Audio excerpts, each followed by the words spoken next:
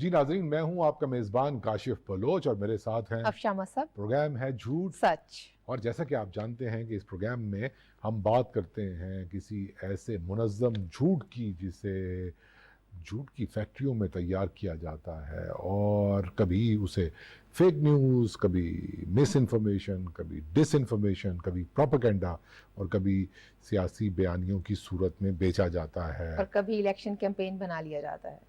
اور جہاں بیچا جاتا ہے بدقسمتی سے وہ جگہ سوشل میڈیا اور کسی حد تک میڈیا بھی، مین سٹریم میڈیا بھی اس کے اوپر آتا ہے۔ اور ہم دیکھ رہے ہیں کہ اب بہت زیادہ اس حوالے سے ایک کوشش، ایک کاوش نظر آ رہی ہے کہ اس جھوٹ سے، منظم جھوٹ سے نمٹا جا سکے۔ دکھائی تو دیتا ہے کاشف صاحب کچھ جھوٹ ذرا اور طرح کے ہوتے ہیں، اور طرح کے، اور اس پروگرام میں اب تک ہم نے یہ جو اور طرح آپ نے کہا ہے نا، ان طرحوں پہ ہم نے کافی طرح مصرع سمجھ کے بہت ساری غزلیں لکھی بھی ہیں، لیکن سیریسلی جوکس اپارٹ، واقعتاً جھوٹ کی مختلف قسمیں، صورتیں، سیاسی طور پہ جو جھوٹ ایک پھیلایا جاتا ہے، ہم نے ڈسکور کرنے کی کوشش کی۔ آج میں جھوٹ کی ایک بہت ہی اسپیشل فارم پہ، فارمیٹ پہ، صورت پہ بات کرنا چاہتا ہوں۔ جی ارشاد۔ وہ علامہ صاحب کی ایک لائن ہے نا کہ عقل عیار ہے 100 بھیس بدل لیتی ہے، عشق بیچارہ ہے زاہد ہے نہ ملا نہ حکیم۔ تو جھوٹ کو بھی ہم نے دیکھا صورتیں بدلتے ہوئے۔ ایک جھوٹ جو سوال کی صورت میں پوچھا جاتا ہے، کیا تحریک عدم اعتماد کامیاب ہو جائے گی؟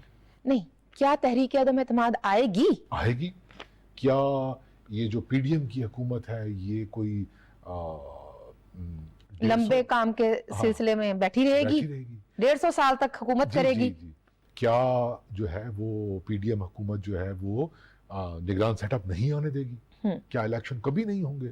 کیا نگران حکومت اب جو آ رہی ہے، یہ سوالات تو ہیں نہیں۔ اچھا، یہ میرے نزدیک ایکچولی اپنی خواہشات یا جھوٹ اور خاص قسم کے پروپیگنڈا کو لیجیٹمیسی دینے کے لیے کوسچن مارک ڈال دیا جاتا ہے، ورنہ اپنی سٹیٹمنٹ ہوتی ہے۔ یہ آپ نے بڑی امپورٹنٹ بات کی، لیکن اس کو آپ فگر آؤٹ کیسے کر سکتے ہیں؟ اس کے کانٹیکسٹ کے ذریعے کہ یہ جب جملہ کوئی لکھ رہا ہوتا ہے یا بول رہا ہوتا ہے تو اس کے پہلے جو 2-4 جملے ہوتے ہیں اور اس کے بعد جو 2-4 جملے ہوتے ہیں وہ بتاتے ہیں اصل کہانی تو 2-4 بعد والے جملوں کی تو ہوتی ہے۔ سنا ہے نا اصل کہانی؟ جیسے کہ یہ کہا جا رہا تھا کہ پی ڈی ایم گورنمنٹ وقت پر نگران سیٹ اپ کی جانب نہیں جائے گی، اور جب پی ڈی ایم گورنمنٹ آئی، تحریک عدم اعتماد کامیاب ہونے کے بعد پی ٹی آئی کی اکثریت نہیں وہ لوگ شو کر سکے اسمبلی میں، اور آئینی طریقے سے وہ حکومت گھر بھیجی گئی اور پی ڈی ایم نے چارج سنبھالا، حکومت سنبھالی، تو انہوں نے پہلے دن سے کہا کہ یہ اسمبلی اپنی مدت پوری کرے گی اور ہم ایک دن بھی ایکسٹرا نہیں لیں گے، ہم پھر الیکشن فیز کی جانب جائیں گے اور نگران سیٹ اپ کا کام ہوگا اور الیکشن کمیشن کے ساتھ مل کر انتخابات کی جانب ہم چلیں گے۔ لیکن بار بار یہ کہا جاتا رہا کہ نہیں، ایسا نہیں دکھائی دیتا ہے، یہ نہیں جا رہے، اور یہ ایک لمبے بندوبست کے ساتھ آئے ہوئے ہیں، انہوں نے کہاں جانا ہے، اور یہ سب کچھ۔ پہلے کا سوال یہ ہوتا تھا، دیکھیں نا، سوال یہ ہے کہ کیا یہ حکومت وقت پر چلے جائے گی، اور اس کے بعد بات شروع ہوتی تھی۔ سوال یہ ہے کہ کیا انتخابات وقت پر ہوں گے؟ دیکھیں، کچھ کہا تو جا نہیں سکتا، پتہ نہیں ہوتے کہ نہیں ہوتے، ہم کیا کر سکتے ہیں اگر وقت پہ نہ بھی ہوئے۔ یہ جو جملے بعد میں بولے جاتے ہیں نا، یہ انسرٹنٹی پیدا کرتے ہیں، یہ مایوسیوں کی سفارت کاریاں ہوتی ہیں اور مایوسیوں کی تجارت ہے، اور یہ گزشتہ کچھ عرصے میں تو بہت ہی زیادہ ہمیں دیکھنے کو ملے۔ جیسے اب نیا سوال یہ ہے کہ کیا الیکشنز وقت پر ہو جائیں گے؟ دیکھیں، دکھائی تو نہیں دیتا ہے، لیکن مطلب پکا سا منہ بنا کر اور پھر آپ اس بات کی جانب چلے جائیں گے، کیا میاں نواز شریف پاکستان واپس آئیں گے؟ کیا یہ وہی لوگ ہیں جو پہلے کہتے تھے 2018 میں کہ میاں نواز شریف واپس نہیں آئیں گے، اور وہ اپنی بیٹی کا ہاتھ پکڑ کر آئے جبکہ ان کو علم تھا کہ جیل بھیجے جائیں گے؟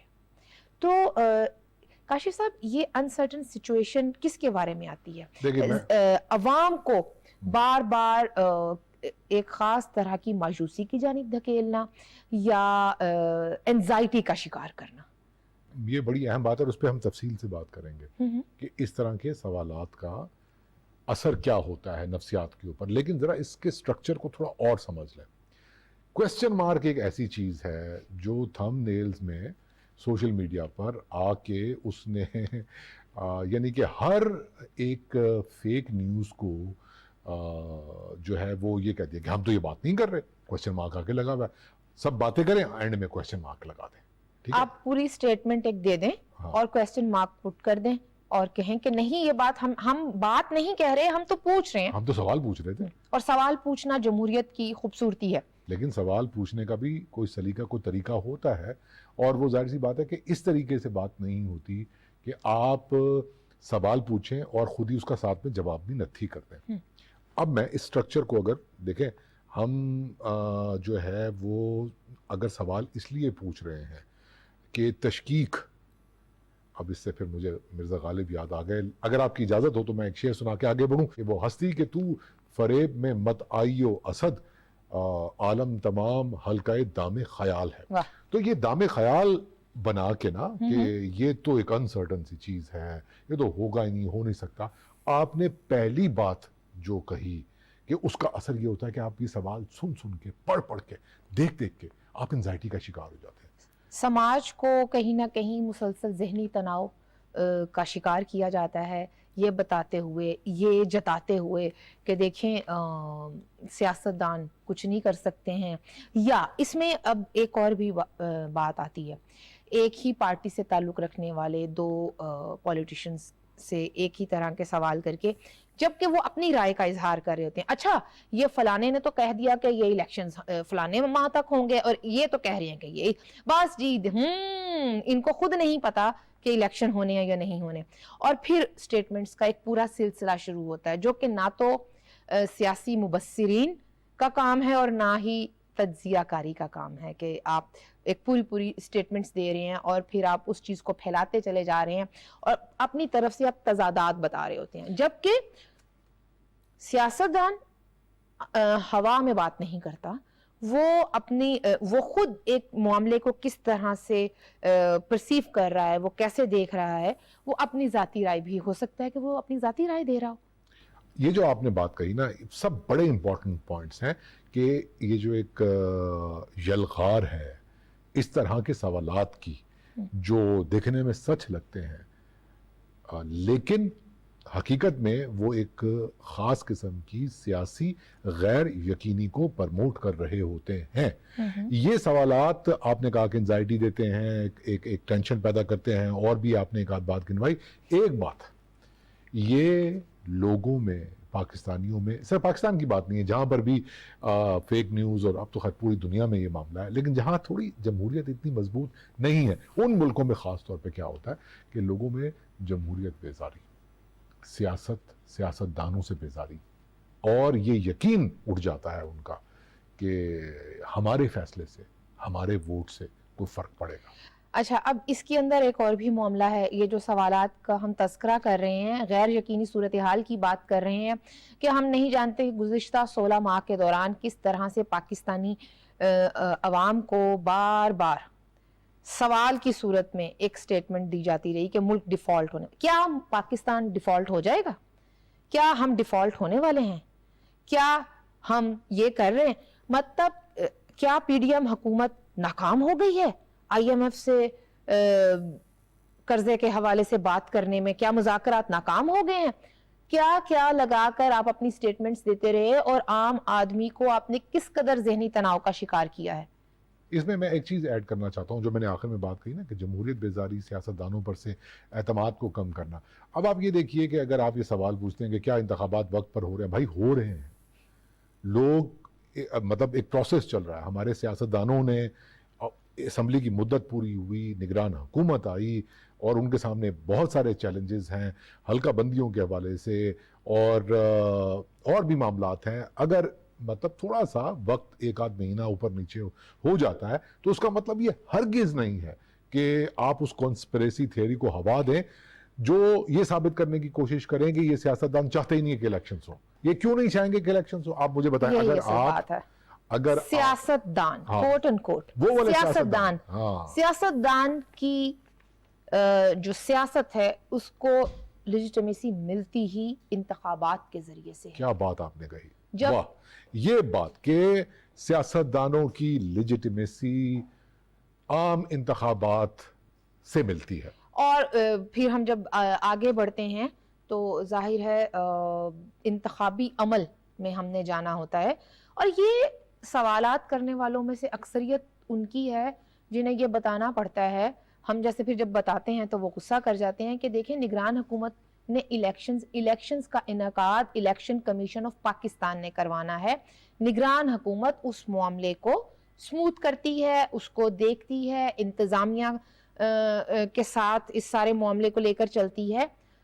ان کا کام الیکشنز کروانا نہیں ہے, الیکشن کمیشن آف پاکستان نے کروانے ہیں. اور ابھی ڈیلیمیٹیشن کا معاملہ شروع ہو چکا ہوا ہے کیونکہ ابھی مردم شماری افراد شماری ابھی اختتام پذیر ہوئی ہے. اور آپ یہ دیکھیے, ہمارے وزیر اعظم کی بات سنیں, نگران وزیر اعظم کی, بڑے کلیئرٹی سے انہوں نے بولا کہ وہ انہیں پتا ہے کہ ان کی رسپانسبلٹی کیا ہے, پورا ملک کیا ایکسپیکٹ کر رہا ہے ان سے. اور ظاہر سی بات ہے کہ یہ ایک ادارے کا کام نہیں ہوتا یا ایک بندے کا کام نہیں ہوتا.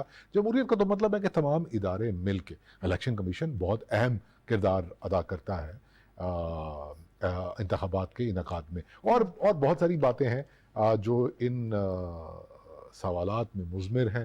لیکن میرا خیال ہے کہ آپ بریک پہ جانا چاہ رہی ہیں, اس کے بعد آ کے بات کرتے ہیں اس پر. یہ جو بات ہم کہہ رہے تھے نا کہ انتخابات سیاستدان اور کسی پولیٹیکل پارٹی کو لیجٹمائزیشن کی جانب لے کر جاتے ہیں, اس حوالے سے ہم بات کریں گے ایک ایکسپرٹ سے, لیکن اس بریک کے بعد. Welcome back. بریک پر جانے سے پہلے ہم بات کر رہے تھے کہ کس طرح سے ایک سیاستدان انتخابات سے نہیں بھاگتا اور وہ یہ جانتا ہے, سمجھتا ہے کہ انتخابات ہی اس کی لیجیٹمیسی کا کام کرتے ہیں. اس حوالے سے ہم نے دعوت دی ہے فوزیہ یزدانی کو, ان سے سوال کرتے ہیں. شکریہ فوزیہ ہمیں جوائن کرنے کے لیے. تھینک یو, آپ کا بڑا شکریہ, آپ مجھے بلا لیتے ہیں. فوزیہ یہ بتائیے کہ ایک سیاستدان کیا انتخابات سے, انتخابی عمل سے بھاگ سکتا ہے؟ دیکھیں یہ تو وہی والی بات ہے کہ ہم کہیں کہ اگر ہم مچھلی کو پانی سے باہر نکال لیں تو کیا وہ زندہ رہ سکتی ہے؟ سیاستدان کا تو پوری ایگزسٹنس ہی ایک انتخابی عمل سے جڑی ہے, چاہے وہ لوکل گورنمنٹ ہو, پروونشل ہو یا نیشنل گورنمنٹ ہو. اس کے جو بھی پروسیسز ہوں, جس وقت وہ انتخابی عمل سے نکل جاتا ہے اس کو تو وہ تو سیاست میں رہتا نہیں, وہ تو لنگڑا گھوڑا بن جاتا ہے. انلیس کہ آپ کنگ میکر ہوں, ورنہ آپ اپنے ارد گرد دیکھ لیجئے کتنے ایم پی اور ایم این اے جب وہ انتخاب ہار جاتے ہیں یا وہ سیاست کو انتخابی عمل سے دستبردار ہو جاتے ہیں کہ اب ہم ایکٹیو انتخابی عمل میں شرکت نہیں کریں گے, تو وہ ان کی ریلیونس کیا رہ جاتی ہے؟ تو یہ تو میرے خیال میں آرگیومنٹ ہی غلط ہے. سیاستدان ہوتا ہی اسی لیے کہ وہ اس عمل میں شامل رہے. بالکل. جی, میں اس میں ایڈ یہ کرنا چاہوں گا, یہ سوال دراصل آفشاں نے پوچھا بھی اسی لیے تھا کہ آج کل جو ایک مختلف صورتوں میں جھوٹ بولا جاتا ہے نا, منظم جھوٹ بولا جاتا ہے, پروپیگنڈا کیا جاتا ہے, خاص طور پہ سوشل میڈیا پہ, اس کی ایک بڑی جو ایک صورت ہوتی ہے نا وہ یہ ہوتی ہے کہ دیکھیں جی اب یہ تو حکومت کہیں نہیں جانی, یہ تو بس یہ تو خود چاہ رہے انتخابات نہ ہو, پتہ نہیں انتخابات ہوتے کہ نہیں ہوتے. تو یہ تاثر دیا جاتا ہے کہ ہمارا سیاستدان جو ہے وہ شاید انتخابی عمل کے علاوہ کوئی اور رستہ دیکھنا چاہتے ہیں, جو کہ بالکل غلط تاثر ہے جیسے آپ نے فرمایا. میں آپ سے یہ جاننا چاہتا ہوں کہ جو یوزر ہے, میں یہی پوچھنا چاہتا ہوں آپ سے کہ جو سوشل میڈیا یوزر ہے وہ کیسے اسے کیسے یہ چیز ریئلائز کروائی جا سکتی ہے کہ وہ اس طرح کے جھوٹ اور منظم پروپیگنڈے پر اعتبار نہ کرے؟ دیکھیں کاشف صاحب, جو بہت امپورٹنٹ بات ہے نا وہ یہ ہے کہ ہماری پالیٹکس جو ہے, ہماری سیاست بہت پولرائز ہو چکی ہے. وہ جیسے نصرت جاوید صاحب فرماتے ہیں نا کہ اندھی عقیدت اور نفرت میں اتنی بڑھ چکی ہے کہ سچ اور جھوٹ بھی جو ہے نا وہ جس کا پرسپیکٹو ہے اس کا سچ اور جھوٹ بن چکا ہے. نمبر 1. نمبر 2 بات جو آپ نے پروپیگنڈا ٹیکنیکس کی بات کی, آپ یہ دیکھیے کہ اگر ہٹلر نے پروپیگنڈا ٹیکنیکس یوز کر کے اتنے بڑے خطے کو وہ ٹرک کی بتی کے پیچھے لگا لیا تھا, تو یہ جب اتنے سوشل میڈیا کے ٹولز اویلیبل نہیں تھے, تو جو اب ہو رہا ہے یہ تو اس کا تو لیول ہی کچھ اور ہے. اس کی قریب ترین اگزامپل آپ کے پاس, آپ انڈیا میں مودی کا الیکشن دیکھ لیجئے, ہولوگرام سے لے کر سوشل میڈیا تک. بہرحال وہ کیسے اس کو صحیح یا غلط کر سکتا ہے؟ اس کے لیے بہت زیادہ ضرورت ہے کہ جو ہمارے انسٹیٹیوٹس ہیں جہاں سے کریکٹ انفارمیشن انتخابی پروسیس سے، انتخابی عمل سے متعلق آ سکتی ہے، جیسے for example election commission of Pakistan ہے، وہ کنٹینیوس ایک انفارمیشن سٹریم کو جاری رکھے تاکہ ایک کریکٹ انفارمیشن پہنچتی رہے. مگر having said that, information correct they بھی رہے ہوں تو جتنی اس وقت اے آئی جنریٹڈ مارفنگ ہوتی ہے اور ٹوسٹ کیا جاتا ہے وہ پھر بھی کہیں نہیں جاتا. دوسری بات آئی تھنک یہ بھی بہت امپورٹنٹ ہے کرنی کہ انفارچونیٹلی ہمارے ہاں جمہوریت جو ہے وہ اپنی ٹانگوں پر ابھی بھی پوری طرح کھڑی نہیں ہوئی. اس میں عمل دخل تو نان ڈیموکریٹک فورسز کا رہا ہے. اس میں ایک پولیٹیکل ہسٹری یہ رہی ہے کہ ایٹ ٹائمز آپ ناپسندیدہ شخصیت یا سیاسی پارٹی کو کبھی ہم نے باہر کر دیا، سسٹم سے نکال دیا، کبھی دیوار سے لگا دیا، کبھی کمزور بنا دیا. اب جو ٹولز آ گئے ہیں پروپیگنڈا ٹول، اب یہ ان کو استعمال کر کے کوئی بھی پارٹی اپنے آپ کو وکٹم کارڈ پلے کر سکتی ہے اس طرح، جب حالانکہ اوپریسر بھی وہ ہو. تو میں بہت تمیز سے یہ بات بتانا چاہ رہی ہوں کہ یہ بڑا مشکل ہو گیا اب یوزر کے لیے بھی سمجھنا، کیونکہ ہم اب سچ جھوٹ کو اپنی پارٹی افیلیشن کے اینگل سے دیکھ رہے ہیں، ہم اپنے ناپسندیدہ یا پسندیدہ شخصیت کے اینگل سے دیکھ رہے ہیں. اس لیے ہم اسی کو ماننا چاہتے ہیں کیونکہ ہماری وہ جو ہے نا it's a muddy puddle right now. بہت شکریہ فوزیہ. انتہائی عمدہ گفتگو کی، اور یہ جو سوال انہوں نے آخر میں ہم نے سوال پوچھا تھا، انہوں نے ہم سے سوال پوچھ لیا، اس کا جواب ڈھونڈنا بہت ضروری ہے. یہ بہت اہم بات ہے کہ اگر آپ نے اپنے موقف کو ہی سچ سمجھ لیا ہے اور ہر دوسری بات، ہر دوسری پولیٹیکل پارٹی جھوٹ ہے، تو کیسے نمٹا جائے گا؟ پھر تو ظاہر سی بات ہے کہ فیک نیوز کو روکنا بہت مشکل ہو جائے گا. اگر آپ نے خود کو ہی وکٹم بنا لیا ہے اپنے نظروں میں تو آپ اسی کو بیچیں گے، چسکا پڑ جاتا نا.